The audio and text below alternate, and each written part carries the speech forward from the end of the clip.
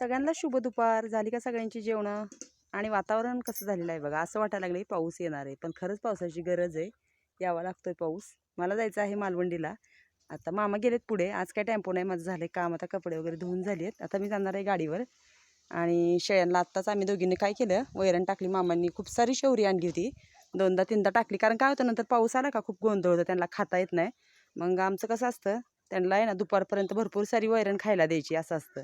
मग अशी शेवरी टाकली, पाणी भरलं त्यांना आणि हे पण दिलं, पाणी दाखवलं बांधलेल्यांना. आणि ह्या आमच्या कोंबड्या बघा, ह्या आहेत ना, मी जी नवीन पिल्लं म्हणजे बसवली ती का कोंबडी, त्याच्यातल्या 4 कोंबड्या आणि 2 कोंबडे आहेत.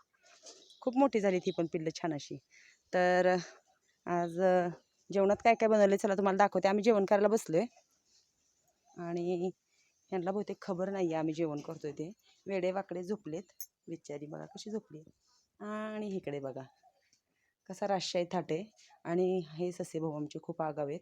हा ससा काय करायला लागला, दुसऱ्या पिल्लाला पण खूप मारायला लागला. सोना पण इकडे झोपली आहे, हे बघा. आणि जेवणात काय काय चला दाखवते मी तुम्हाला.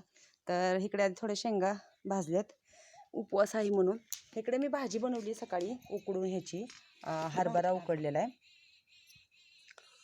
काय केलं, मावशीच्या शेतातला हा हरभरा आहे, तो काय केला, कुकरला लावला मीठ घालून आणि त्याची छान अशी भाजी केली आहे. कांदा टॅमॅटो हे करून घालून छान अशी भाजी बनवली आहे, हे बघा. मस्त अशी झालेली आहे भाजी.